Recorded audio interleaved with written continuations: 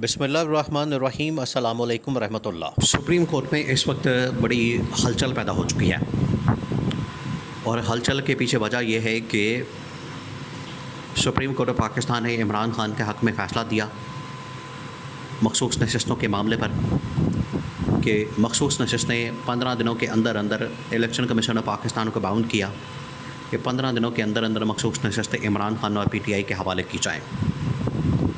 तो हवाले करने के बजाय 15 दिन तो गुजर गए लेकिन अभी तक हवाले नहीं की गई, जिसके ऊपर अब तौहीन अदालत होने जा रही है। ये तौहीन अदालत इलेक्शन कमीशन ऑफ पाकिस्तान के हुकूमत दोनों इसका शिकार हो सकते हैं और तौहीन अदालत के चक्कर में ना सिर्फ इलेक्शन कमीशन ऑफ पाकिस्तान को घर भेजा जा सकता है बल्कि इस हुकूमत को भी घर भेजा जा सकता है, क्योंकि ये खुलेआम इस वक्त तौहीन अदालत की जा रही है हुकूमत की तरफ से और इलेक्शन कमीशन ऑफ पाकिस्तान की जानिब से, जिसकी वजह से जस्टिस मंसूर अली शाह पूरी की पूरी अदलिया को इस्लामाबाद में तलब कर सकते हैं और तलब करके कंटेम्प्ट का जो नोटिस है वो इलेक्शन कमीशन ऑफ पाकिस्तान को जारी कर सकते हैं। अब सिचुएशन बड़ी खौफनाक बन चुकी है और इस्टेब्लिशमेंट आर्मी चीफ़ ये पूरी सूरत हाल को देख रहे हैं। उनको नज़र आ रही है कि हुकूमत किस तरह से ये साजिश के तहत ये सब कुछ कर रही है कि मजहबी लूट ली है, NRO भी ले लिया, ये शरीफ ख़ानदान ने NRO ले लिया, केसेस माफ़ करवा लिया और बिल्कुल ड्राई क्लीन होके हुकूमतें लेके अपना लूटमारा करके हलवा मांडा खा के अब ये साजिशें कर रहे हैं। देखिए, हुकूमत की जो 2 नंबरी और साजिशी जो दिमाग है उसके ऊपर तो किसी को डाउट नहीं कि ये किस किस्म की 2 नंबरी और साजिशी जहन के मालिक हैं। तो जब भी इस हुकूमत की जानिब से कोई हरकत की जाएगी उसको हमेशा शक की नज़र से देखा जाएगा, शक की नज़र से। इनके ऊपर एतमाद ही नहीं किया जा सकता, वो पता है लोगों को। अब हुकूमत की जानिब से जो चालें चली जा रही हैं वो 2 किस्म की चालें हैं। एक तो इन्होंने इलेक्शन कमीशन ऑफ पाकिस्तान के साथ मिलकर ये फ़ैसला किया, पहले तो मखसूस नशस्तों के फ़ैसले पर नज़रसानी की अपील नून लीग और पीपल्स पार्टी ने दायर की। ये क्लियर इंडिकेशन है कि हुकूमत इस फ़ैसले के ऊपर अमल दरामद नहीं होने देगी, जो मर्ज़ी कर लें आप। एक क्लियर इंडिकेशन है कि हमने अमल दरामद नहीं होने देना। अमल दरामद की जब बात होगी इनको बुलाया जाएगा, इनसे पूछा जाएगा तो कहेंगे कि देखें हमने तो पिटिशन दायर की हुई है, हमने तो रिव्यू पिटिशन डाली हुई है, आप ही नहीं सुन रहे। हमारी तरफ से तो पिटिशन आ चुकी है, हमने तो पिटिशन डाल दी है, रिव्यू पिटिशन। हुकूमत की पहली चाल चली जो ये साबित करता है कि ये मखसूस नशस्तें इमरान खान को देने के हक़ में नहीं है, साफ नज़र आ रहा है। दूसरा, इन्होंने इलेक्शन कमीशन ऑफ पाकिस्तान को साथ मिला दिया।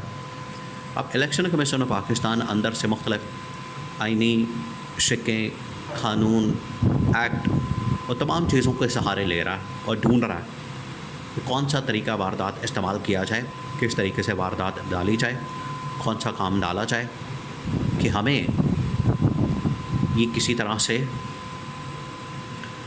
इस फ़ैसले के अमल दरामद पर रोका जा सके और हमें कंटेम्प्ट का नोटिस भी ना हो। इन्होंने क्या किया, इलेक्शन कमीशन ने 39 जो सीटें थी वो तो वापस कर दी PTI को और उसके नोटिफिकेशन तो निकाल दिया, लेकिन इन्होंने जो 41 मेंबरान थे और मखसूस नशस्तें उसके बाद ही टोटल काउंट होनी है, वो सारा प्रोसेस रोक दिया और सुप्रीम कोर्ट के अंदर पिटिशन डाल दी कि आप हमें गाइड करें। ये 2 मंसूबे बनाए गए हैं, चालें चली गई। अब इस्टेब्लिशमेंट को पता है कि ये चालें सिर्फ इस मकसद के लिए लड़ी जा रही हैं, की जा रही हैं, चालें चली जा रही हैं कि किसी तरह से सिस्टम को हाईजैक किया जाए। अभी चंद दिन पहले ख्वाजा आसिफ ने पाकिस्तान में आइनी ब्रेकडाउन की बात की। वो ऐसी बात नहीं की ख्वाजा आसिफ ने, वो उसको पता है ये उसकी ख्वाहिश है और उसकी साजिश है उसको पता है कि अब हम मामलात को लेकर जा रहे हैं आइनी ब्रेकडाउन की तरफ। इसी वजह से शहबाज शरीफ ने ये फ़ैसला किया कि हम एक पार्लियामेंट का इजलास बुलाते हैं, पार्लियामेंट की मीटिंग कॉल करते हैं और उसमें पार्लियामेंट की मीटिंग में, पार्लियामेंट के इजलास में ये सारा मामला रख देते हैं इनके सामने और कहते हैं कि आप सुप्रीम कोर्ट को जवाब दें। तो सुप्रीम कोर्ट और पार्लियामेंट आमने सामने करवा देंगे। इस तरह से शहबाज शरीफ भी बच जाएगा, हुकूमत भी बच जाएगी, नून लीग पीपल्स पार्टी वाले भी बच जाएंगे और इलेक्शन कमीशन उधर से गाइड करने के लिए, गाइड हासिल करने के लिए गाइडलाइन पटिशन डाल दे। तो ये वारदात डाली गई।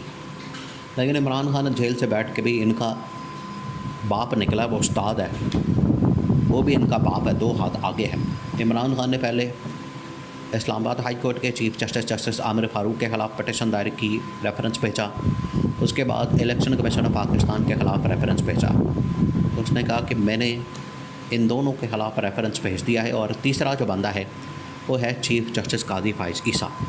अब मंसूर अली शाह ने फ़ैसला किया है कम से कम 8 जजेस को बुला के तो इसके ऊपर तौहीन अदालत का नोटिस जारी किया जाए। फिर ये कहेंगे हुकूमत वाले कि हमारी तो पटिशन सुन नहीं सके, तो कंटेम्प्ट के लिए इन्होंने 8 जजेस को बुला लिया। जबकि हमने जब पटिशन दायर की थी तो उस वक्त जजेस कह रहे थे कि हम तो अवेलेबल नहीं।